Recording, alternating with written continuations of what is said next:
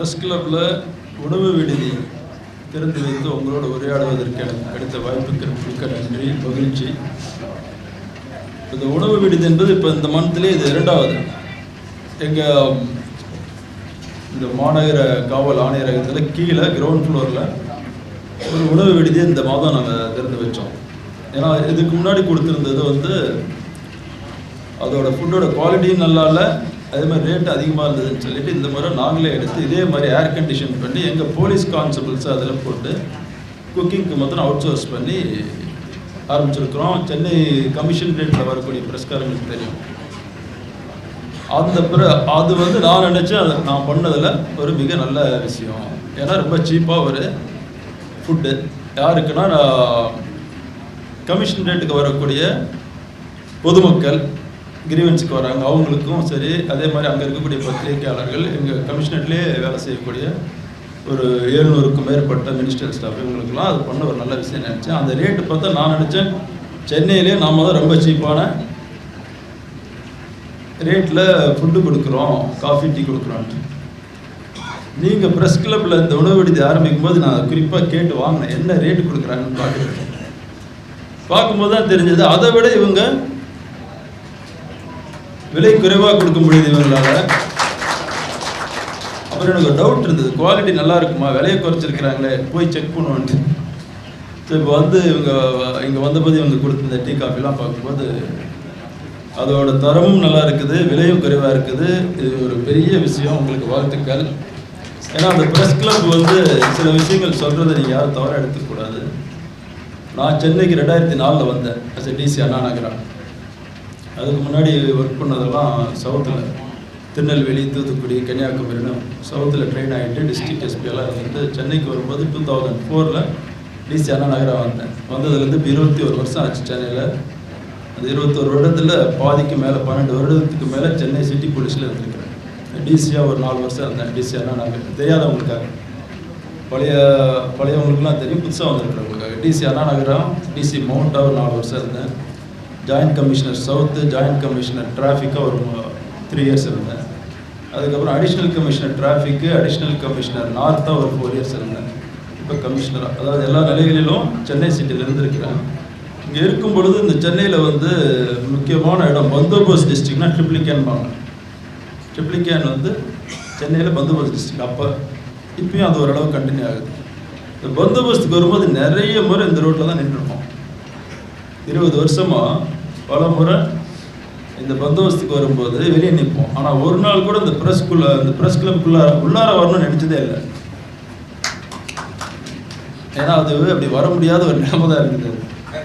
So ப்ரெஸ்ஸுன்றது நிறைய பேர் அதே மாதிரி என்னை பற்றி நினைப்பாங்க, இவர் ப்ரெஸ் ஃப்ரெண்ட்லி கிடையாது, கொஞ்சம் அரகண்டாக இருக்கிறாரு, ப்ரெஸ்ஸு கூட இன்டராக்ஷன் வச்சுக்கிறது இல்லை அப்படின்ட்டு. அதுக்கு ஒரு காரணம், அந்த ஒரு கட்டத்தில் இந்த ப்ரெஸ்ஸுன்னு சொல்லி மேனேஜ் பண்ணிட்டு இருந்த அந்த குரூப்பு அவங்க பண்ணிட்டு இருந்தது ஜேர்னலிசம் கிடையாது. ஜேர்னலிசம்ன்றது நம்ம எல்லாமே, நீங்களும் சரி நானும் சரி, எல்லாருமே ஒர்க் பண்ணுறது பப்ளிக்காக, பொதுமக்களுக்காக. அதில் சில கருத்து வேறுபாடுகள் இருக்கலாம், ஒரு கருத்தை எப்படி சொல்கிறதுன்னு வேறுபாடு இருக்கலாமே ஒழிய, பட் நம்ம எதுக்கு ஒர்க் பண்ணுறோங்கிறதுலே ஒரு வேறுபாடு இருக்கக்கூடாது. ஆனால் சிலருக்கு அது அவங்க எதுக்கு ஒர்க் பண்ணுறன்றதே ஒரு அஜெண்டா ட்ரிவனாக இருக்கும். ஆரம்பிக்கும் போது இந்த அஜெண்டா தான் நமக்கு, அதை வச்சுட்டு தான் மற்ற கான்செப்டே கிரியேட் பண்ணுவாங்க. அதுக்கு நான் அகெயின்ஸ்ட். அதனால தான் சில டைம் நிறைய எனக்கும் அவங்களுக்கு கருத்து வேறுபாடு தரும். மற்றபடி என்னையை பொறுத்த வரைக்கும் எனக்கு தெரியும் எவ்வளோ நீங்கள் கஷ்டப்படுறீங்க பிரிண்ட் அண்ட் விஷுவல் மீடியாவில் அப்படின்ற கஷ்டம் எனக்கு தெரியும். இந்த ப்ரெஸ் மீட்டிங்க்கு ப்ரெஸ் கிளப்லேருந்து என்னை இன்வைட் பண்ணும்போது கூட சொன்னேன், வெறும் ரிப்போர்ட்டர்ஸ் மாத்திரம் வராமல் பாஸஸையும் வர சொல்லுங்க, நானும் வேணும், எனக்கு தெரிஞ்ச எல்லாருமே எனக்கு நண்பர்கள் தான், நானும் அவங்களை இன்வைட் பண்ணுறேன்னு சொல்லி இந்த ஓனர்ஸு, எம்டிஸு, இயக்குநர்கள்லாம் வர சொன்னதோட மெயின் காரணம் என்னென்னா, அவங்களுக்கும் தெரியணும் நீங்கள் எவ்வளோ கஷ்டப்படுறீங்கன்ட்டு. ஏன்னா மேலேருந்து பார்க்குறாங்க, நியூஸை பார்க்குறாங்க, பட் அந்த நியூஸை வாங்குறதுக்கு ப்ரெஸ் ரிப்போர்ட்டர்ஸு கீழே எவ்வளோ கஷ்டப்படுறாங்கன்றது அவங்களுக்கு நம்ம பார்க்கணும் தான் அவங்களுக்கு வர சொன்னேன். இது ஒரு நல்ல ஒரு வாய்ப்புன்னு நினைக்கிறேன். எனக்கு இந்த கேமராமேனுங்க மேலே எப்போ எடுத்துகிட்டு அவங்க எடுக்கும்போது என்ன பயம், பின்னாடியே போகிறாங்களோ விழுந்துருவாங்களோன்னு பயம். பாதி டைம் பிடிக்கலாமேன்னு நினைப்பேன் நான். ஸோ இதுக்கு ஏதாவது டெக்னாலஜி கண்டுபிடிக்கணும், எப்படி பேக்கில் மூவ் பண்ணிக்கிட்டே எடுக்கணும் அப்படிங்கிறதுக்கு அந்த அளவுக்குலாம் கஷ்டப்படுறாங்க. அதுவும் அங்கெல்லாம் பார்த்தீங்கன்னா இந்த கிண்டி ஹாஸ்பிட்டலில் ஒரு இஷ்யூ ஆகிடுச்சு. ஒரு டாக்டரை ஒரு பேஷண்ட் அசால்ட் பண்ணப்போ பேஷண்டோட அசிஸ்டன்ட் அவ்வளோ கஷ்டப்பட்டாங்க. அப்போ தான் நினச்சேன் எதுக்காக இவ்வளோ அது அப்படின்ட்டு. ஸோ இதுக்கெல்லாம் ஒரு வாய்ப்பு இந்த ஓனர்ஸும் சரி எம்டிஸும் சரி பார்க்கும்போது என்ன இவ்வளோ கஷ்டப்பட்டு நமக்கு செய்தியை கொடுக்குறாங்க. அது இப்போ இருக்கிற காம்படிஷன் வந்து பயங்கர காம்படிஷன், செகண்ட்ஸில் தான் போகுது, மாதிரி இல்லை. ஸோ அந்த காம்படிஷனில் வந்து சர்வே ஆகணுங்கிறதுக்காக உங்களுக்காகலாம் எவ்வளோ கஷ்டப்படுறாங்கன்றது உங்கள் நாலேஜுக்கு வரணுங்கிறது என்னுடைய அதுக்காக தான் நிறைய பேரை ஸ்பெசிஃபிக்காக நான் கூப்பிட்டதும் வந்து எல்லாருக்கும் என்னுடைய நன்றி. எல்லாருமே ரொம்ப பெரிய ஒர்க்கில் இருக்கிறவங்க, பிஸியாக இருக்கிறவங்க, பார்க்குறதுக்கே அப்பாயின்மெண்ட் கிடைக்கிறது கஷ்டங்கிற அளவுக்கு இருக்கக்கூடிய பொசிஷனில் இருக்கிறவங்க இவ்வளோ பேரும் இன்றைக்கி ப்ரெஸ் கிளப்பில் நான் வரேன் அப்படிங்கிறதுக்காகவும் ப்ரெஸ் கிளப்பில் கூப்பிட்டதுக்காக வந்ததுக்கு மிக்க மகிழ்ச்சி. எனக்கு உங்களோட இந்த கலந்துரையாடல் செய்வதில் ரொம்ப நான் ஆர்வமாக இருக்கிறேன். அந்த நம்ம கலந்துரையாடல் ஆரம்பிக்கிறதுக்கு முன்னாடி 2 விஷயம் எனக்கு வந்து சில சொன்னால் கான்ட்ராவர்சியாக இருந்தாலும் பரவாயில்ல, சொல்லி தான் ஆகணும். 2 விஷயம் உங்கள்கிட்ட சொல்லணும்னு விருப்பப்படுறேன். நான் வந்து ஒன்று இந்த ப்ரெஸ் ஃப்ரீடம் ஆஃப் ஸ்பீச் அப்படிங்கிறது. இந்த ஃப்ரீடம் ஆஃப் ஸ்பீச்சுங்கிறது எது வரைக்கும் அலோடு அப்படிங்கிறது அது வந்து இன்னும் ஒரு டிபேட்டபிள் இஷ்யூ தான்.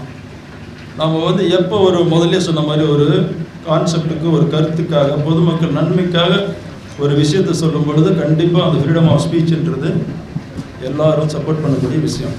நாங்களும் அப்படி தான். அந்த நான் சிவில் சர்வீஸ்க்கு ப்ரிப்பேர் பண்ணும் பொழுது டெல்லியில் இருந்தேன், ஜேஎன்யூவில் தான் இருந்திருக்கிறோம். அங்கேயும் அவங்களோட சேர்ந்து இந்த எல்லா ஃப்ரீடம் மூவ்மெண்ட்டுக்கெல்லாம் போயிருக்கிறோம். அப்போ இருந்து பார்த்த ஒரு வியூன்றது வேறு. இங்கே வந்து ஒரு அதிகாரத்து கூட இருந்தது பார்க்கும் பொழுது அந்த வியூ தெரியுது டிஃப்ரெண்ட்டாக. என்னன்னா ஃப்ரீடம் ஆஃப் ஸ்பீச்சுன்றது ஃப்ரீடம் ஆஃப் அப்யூஸுங்கிற ஆகுதா அப்படிங்கிறது தான் நம்ம அந்த டிஃப்ரென்ஷியேட் பண்ணணும். அது நீங்களாம் கொஞ்சம் யோசிச்சு தான் பண்ணணும். ஏன்னா நம்ம ஒரு இஷ்யூ எடுத்து பேசுகிறது வேறு, ஆனால் ஒரு பர்சனை எடுத்து பேசுகிறதுன்றது வேறு. நமக்கு வந்து இஷ்யூ தான் முக்கியம் அப்படின்னு நினைக்கணும். ஒரு தவறு நடக்குதா அந்த தவறை சொல்லணும், ஏன் நடக்குது, அந்த தவறை விட்டுட்டு அந்த பர்சனையே கான்சென்ட்ரேட் பண்ணி அது அப்படி பண்ணும்போது சிஸ்டம் ஒர்க் ஆகாது. அதனால தான் எங்கள் ஆஃபீஸர்ஸ் கூட பேசும்போது சொல்லுவேன், நிறைய குட் ஆஃபீஸர்ஸ் சிவில் சர்வீஸ் எழுதி வர்றது அப்படின்றது கடினமான வேலை. உங்கள் எல்லாத்துக்கும் தெரியும்.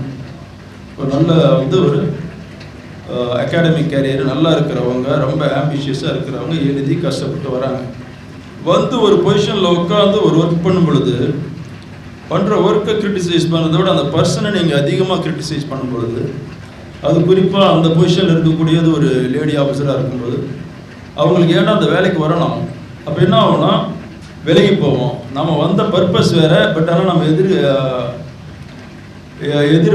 எதிர்படுற வந்து அட்டாக் வேறு மாதிரி இருக்கும்போது அவங்க ஏன் அதை அவ்வளோ கஷ்டப்பட்டு பர்சனல் இதெல்லாம் லூஸ் பண்ணி இருக்கணும்னு நிறைய நல்ல அதிகாரிகள் இந்த பப்ளிக் கிரிட்டிசிசனில் இந்த இப்போ இருக்கக்கூடிய இந்த யூடியூபர்ஸு இந்த மாதிரி நான் சொன்னக்கூடிய agenda driven so called people, இவங்களுக்கு பயந்துட்டு நிறைய good people are not coming into the front. அதனால் யாருக்கு நஷ்டம்னா கண்டிப்பாக அவங்களுக்கு நஷ்டம் கிடையாது, நஷ்டம் சொசைட்டிக்கு தான். அதான் எப்பவுமே சொல்லுவேன். இனி வரும் காலங்கள்லையும் அப்படி தான் இருக்க போகுது. இந்த மாதிரி நம்ம ரொம்ப நீங்கள் அஜெண்டா ட்ரிவனாக பர்சனல் அட்டாக்காக போயிட்டு இருக்கும்போது சொசைட்டிக்கு நல்ல ஆஃபீஸர்ஸ் கிடைக்க மாட்டாங்க. சொசைட்டிக்கு வந்து இதெல்லாம் ஃபேஸ் பண்ணக்கூடிய அந்த மாதிரி ஆஃபீஸர்ஸ் தான் கிடைப்பாங்க. அது சொசைட்டிக்கு தப்பாக தான் போகும். அது என்னுடைய ஒரு அப்சர்வேஷன். அது I leave to your judgement. ரெண்டாவது, நான் 2004 வரும்பொழுது ஜேர்னலிசம் பார்க்கும் பொழுது அப்போ இருந்த ஜேர்னலிஸ்ட்டு அதில் ஒரு good chunk of women journalist வருது. நான் நினச்சேன் இந்த ஃபீல்டு, ஏன்னா எல்லா ஃபீல்ட்லேயுமே வந்து women can not compete with men and excel in their performance. எங்கள் டிபார்ட்மெண்ட் எடுத்திங்கன்னா காவல்துறை எல்லோரும் யூனிஃபார்ம்டு இது. இங்கே வந்து ஒரு ஃபிசிக்கல் ஃபிட்னஸும் சரி, ஒரு ஃபிசிக்கல் ஸ்ட்ரென்த்தும் one of the main criteria. அப்படிப்பட்ட டிபார்ட்மெண்ட்லேயே if you see in the past 20 years நீங்களே பார்ப்பீங்க இல்லையா, எந்த பந்தோபஸ்ட்னாலும் சரி, எந்த மீட்டிங்னாலும் the percentage of women they are increasing and now they have come to almost 1/3. எங்கே பார்த்தீங்கனாலும் எந்த ஒரு போலீஸ் ஃபோர்ஸில் பார்த்தீங்கனாலும் மூன்றில் ஒரு பங்கு விமன் இருப்பாங்க. இதுதான் மற்ற நிறைய டிபார்ட்மெண்ட் நடக்குது. ஆனால் இந்த ஜேர்னலிசம் பார்க்குறேன், நான் எதிர்பார்த்ததுன்னா ஜேர்னலிசம் ஃபீல்டு வந்து it is more easy for women. ஈஸின்றது சென்ஸ் அவங்களுக்கு சூட் ஆகக்கூடிய ஒரு ப்ரொஃபஷன். ஆனால் இந்த பாஸ்ட் 20 இயர்ஸில் I have seen only the decline. மற்ற எல்லா இடத்துலையும் இன்க்ரீஸ் ஆகும்போது இந்த இடத்துல மாத்திரம் விமனோட contribution in the journalism is coming down. I don't know about the other states. நம்ம ஸ்டேட்டில் it has come down very very drastically, which is alarming, which is disappointing. இதுக்கு என்னங்கிறது நீங்கள் தான் பார்க்கணும். ஏன் விமனால் வந்து உங்களோட இணைந்து பணியாற்றி அவங்களோட கான்ட்ரிபியூஷனை கொடுக்க முடியல? அப்போ அதுக்குள்ள சேஃப் சிச்சுவேஷன் நம்ம கொடுக்கலையா? சேஃப் என்வரான்மெண்ட் இங்கே இல்லையா? அப்படிங்கிறது இங்கே வந்திருக்கக்கூடிய தலைமை இயக்குநர்களும் சரி மற்றவங்களும் பார்க்கணும். ஏன்னா விமன் வந்து கான்ட்ரிபியூட் பண்ணாமல் எந்த சொசைட்டியுமே முன்னேற முடியாது. அதையும் ஞாபகம் வச்சுங்க. அதை எப்படி இம்ப்ரூவ் பண்ணுறங்கிறத நீங்கள் தான் யோசிக்கணும். அதே மாதிரி இங்கேயே பார்த்தாலே பார்த்தீங்கன்னா வெரி ஃபியூ தான், 1 or 2 தான் இருக்கிறீங்க. That's very sad situation. இது எப்படி இம்ப்ரூவ் பண்ணுறது நீங்கள் வந்திருக்கிறவங்க யோசிங்க. we can even start a small club within the club for women journalists also. ஏன்னா அவங்களுக்கு அந்த ரெப்ரசன்டேஷன் கொடுத்து நம்ம என்கரேஜ் பண்ணலைன்னா அவங்களால வர முடியாது. இந்த ரெண்டுமே I don't know how much controversial is it. I leave it to you. Then rest now you can ask me questions.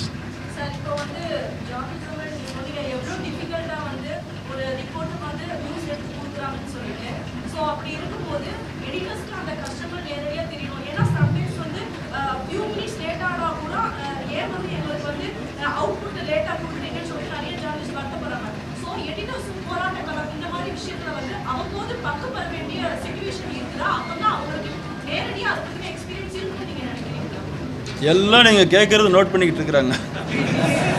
அதுதான் purpose of that question. I know that all are very gentlemen, very highly educated. Once point is driven to them தேல் அவங்களுக்கு அது போய் சேரும்போது அதுக்குள்ள solution அவங்க கண்டுபிடிச்சி கொடுத்துருவாங்க. I hope that. நல்லா ஈடுபடுத்தி நல்லா இருக்காங்க. இப்போ கேள்வி கேட்டு நல்லா வாங்க நல்லா பண்ணுறாங்க. நிறைய ட்ரீட் பண்ணுறோம், வேலைக்கு நல்லா எடுத்துக்கிறோம். அதாவது அவங்கள என்ன பண்ண முடியும்? அதனால் நீங்கள் வந்து அந்த கருத்தை வந்து அது நீங்கள் திரும்பி பார்த்தா தெரியும். இங்கே மற்ற இடங்கள் ஆஃபீஸில் நிறைய இருப்பாங்க. அதான் இன்னொரு கேள்வி இதை இல்லை வேண்டாம். இல்லை அதாவது சிட்டி முழுக்க வந்து இந்த டிராஃபிக்கில் போகும்போது ரொம்ப பிரச்சனையாக இருக்குது. இதை நான் உங்கள்கிட்ட கேட்கணும். அது சரியான இடம் இது இல்லைன்னா கூட கேட்கணும். இல்லை கேட்கல. நீங்கள் இப்போ டிஸ்டர்ப் பண்ணுறாங்க, பிச்சை எடுத்துகிறவங்க வந்து இதை பற்றி நீங்கள் கவனிக்கணும்.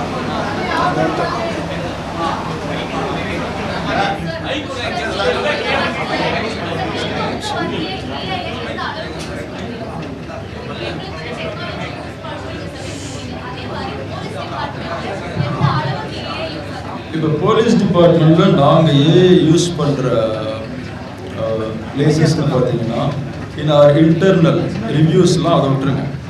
இன்டர்னல் ரிவ்யூஸ் நாங்கள் இன்டெலிஜென்ஸ் அசஸ்மெண்ட் பண்ணுறதுலாம் we cannot tell outside. அவுட் சைடுக்கு பார்த்தா கேமரா இருக்கு இல்லையா? We got cameras, CCTV cameras, face ரெகக்னேஷன்ஸோடு இருக்கக்கூடிய சிசி. அதுலலாம் இப்போ நியூ ஏஐ டெக்னாலஜியோட கேமராஸ் இருக்குது.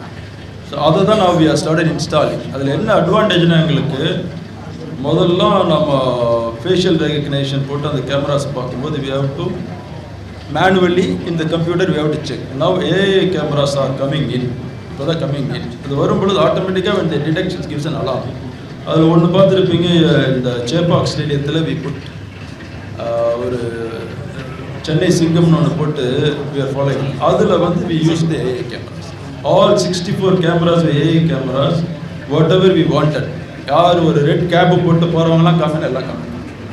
Summon who is carrying a பேக்னா எல்லாம் காமி. So now we have started using it. It's coming. Sir முதல்ல நியூஸ் ஆங்கிளில் ஃபஸ்ட்டு ஒரு 4 கொஸ்டின் கேட்டுக்கோங்க, அதுக்கப்புறம் ஆஃப்டர் கட் போயிடலாம். நாடு முழுவதும் போர் பதற்றத்தின் காரணமாக கண்காணிப்பு பலப்படுத்தப்பட்டது. சென்னையில் எந்த அளவு கண்காணிப்புகள் கூடுதலாக எந்தெந்த இடங்களில் கண்காணிப்பு? நேற்று இந்த ஊர்காவல் படையோட பாசிங் அவுட் பரேடு அதில் இதே கேள்வி கேட்டாங்க, சொல்லியிருக்கிறேன். நம்மளை பொறுத்த வரைக்கும் சென்னை பெருநகரத்துக்கு ஸ்பெசிஃபிக் த்ரெட்டுன்னு சொல்லுவாங்களே, அது எதுவுமே கிடையாது, வரல. இருந்தாலும் நம்ம பொதுமக்கள் கூடக்கூடிய இடங்கள்லாம் இருக்குது, நிறைய இடங்கள். நம்ம மால்ஸு, தேட்டர்ஸு, இந்த வீக்கெண்ட்ஸில் பார்த்தா பீச்சு, இங்கெல்லாம் வந்து நாங்கள் எங்கள் கண்காணிப்பு அதிகப்படுத்தியிருக்கிறோம். அதாவது மக்களோட மக்களாக காவலர்கள் மஃப்டிலையும் இருப்பாங்க, ஏதாவது சஸ்பீஷியஸ் கேரக்டர்ஸ் இருக்கிறாங்கன்னு பார்க்கறதுக்கு. பொதுமக்களுக்கு வந்து ஒரு பாதுகாப்பு உணர்வை ஏற்படுத்தணும், யூனிஃபார்ம்ல இருக்கிறாங்க, அது எங்கள் சிட்டியில் பார்க்குறீங்க. அதே மாதிரி வெஹிக்கிள் செக், பொதுமக்களுக்கு இடையூறு பண்ணாமல் வெஹிக்கிள் செக்கு போட்டிருக்கிறோம். நமக்கு அலர்ட்ஸ் வரும்பொழுது, அதாவது இன்ஃபர்மேஷன் வரும்பொழுது அந்த இடத்துல இன்டென்சிஃபை பண்ணுறதுக்காக அங்கங்கே போட்டு வச்சிருக்கோம். ஒன் மோர் क्वेश्चन சார், வழக்கமாக இந்த பாம் த்ரெட் அப்படிங்கிறது வழக்கமாக வரக்கூடிய ஒன்று, ஆனால் இந்த காலகட்டத்தில் வரக்கூடிய இந்த பாம் த்ரெட்டெல்லாம் எப்படி நீங்கள் கையாளுறீங்க சார்? பார்த்தீங்கன்னா ஒரு இமெயில் வருது எங்களுக்கு, சேப்பா கூட ஒரு இமெயில் வருது இல்லையா, எங்களுக்கு வந்து ஒரு செட் ஆஃப் பேட்டர்னில் இமெயில்ஸ் வரும், எங்கேருந்து வருது, எந்த வெப்சைட்லேருந்து வரதை வச்சுட்டு அதை நாங்கள் வில் மேக் சம் அனாலிசிஸ். அது பண்ணும்பொழுது அந்த த்ரெட் எந்த அளவுக்கு ஸ்பெசிஃபிக் த்ரெட்டு இல்லை அப்படிங்கிறது எங்களால் கண்டுபிடிக்கும். இல்லை நவடேஸ் போர் பதற்றம் காரணமாக இருக்கக்கூடிய ஸ்டூடெண்ட்டை பாம் த்ரெட் இப்போ சேப்பாக்கத்துக்கு இப்போ தான் ரீசெண்டாக வருது. இது போன்ற காலகட்டங்களில் இந்த பாம் த்ரெட்டை எப்படி அதான் சொல்லுங்கள், அந்த த்ரெட்டை வரும்பொழுது அந்த த்ரெட்டு எங்கேருந்து வருங்கிறத வச்சு எங்கள் அனாலிசிஸில் ஹவு மச் ஸ்பெசிஃபிக் அப்படின்றத எங்களால் கண்டுபிடிக்க முடியும். அதுக்கு தகுந்த மாதிரி நாங்கள் ரியாக்ட் பண்ணோம். இது வரைக்கும் அந்த மாதிரி எதுவும் த்ரெட் வரல.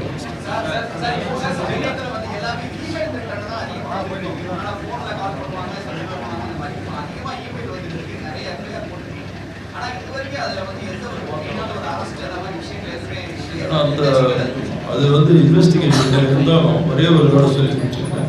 வரக்கூடிய அந்த இமெயில் மேக்ஸிமம் ஆல்மோஸ்ட் எல்லாமே டார்க் வெப்லேருந்து வந்தது.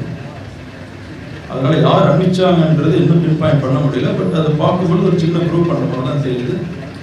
ஒரு அதோட வேலிடிட்டி அப்படிங்கிறது பெரிய கொஸ்டினாக இருக்கும்.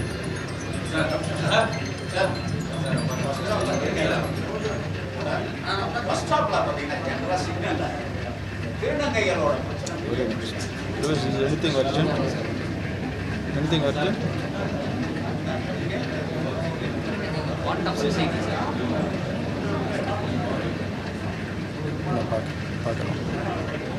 சார் அந்த விஷயத்துல வந்து அதுல என்ன நடக்குது? எங்க இருக்கு? விஷயம் முடிக்கிறேன். அந்த அளவுக்கான இன்ஃபர்மேஷன் நமக்கு இல்லையா? என்ன தேவைகள் இருக்கு? இல்ல, அது கொஞ்சம் technical issue. I cannot explain in system. அது ஒன்று மாத்திரம். சார் சொல்லுங்க சார். சார் இன்னைக்கு ஒரு சிசிவி த்ரெட் எதுவும் இல்லைன்னு சொல்றீங்க. ஆனா நேத்து வந்து சில கம்பெனிஸ் வந்து எம்ப்ளாய்ஸ் வந்து பண்ண சொல்லிருக்காங்க. கம்பெனிஸ்க்கு மேல எக்ஸ்டென்ஷன் கொடுத்துருக்காங்க. எதுக்கா? ட்ரில்லுக்கா? அப்படிலாம் அது கொடுக்கல சார். சார் ஏற்கனவே சென்னையில் எண்ணெய்வால பயங்கரவாதிகள் வருகை செய்திருக்காங்க. விவசாயவாக்கத்தில் கூட ஆம்புலன்ஸ் பயங்கரவாத செய்தி போர் பதட்டம் நீடிக்கிறது. இது போன்ற நபர்களை கண்காணிக்கவோ அல்லது கண்டறியவோ சென்னை போலீஸ் ஏதாவது நடவடிக்கை எடுத்திருக்கா?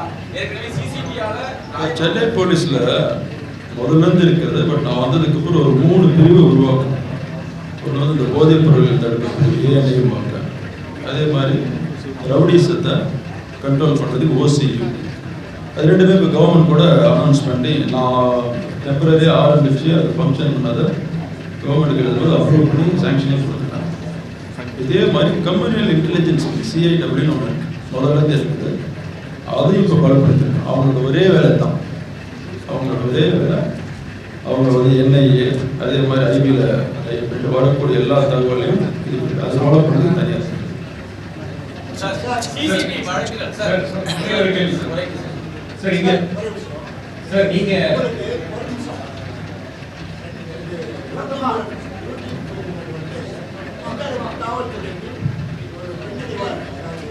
எதுக்கு சரியாக கேட்கல, என்ன சொல்கிறார்?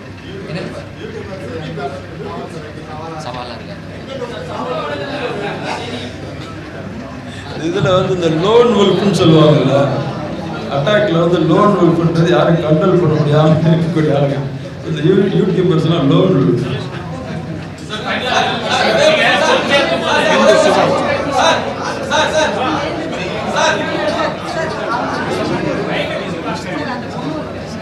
For the past few months, particularly after December, what happened in Anna University, there has been a perception that Chennai has suddenly become unsafe for women. So is there any particular steps that have been taken by the Chennai City Commissioner to ensure that the women are feeling safe to travel around? One thing about this Anna University incident, which became very controversial, and I would say it's blown out of proportion. And just one incident doesn't decide that the city becomes unsafe. as per the statistics, very many times you have told, all over the country you take, we are the number one, most safest. Nobody is even nearing to us. Next.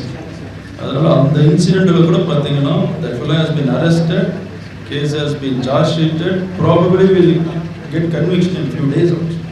இந்த ஸ்பீட்ல வேற எங்கேயும் எனக்கு தெரிஞ்சு work பண்றதில்ல. So அந்த ஒரு இன்சிடென்ட்லாம் நம்ம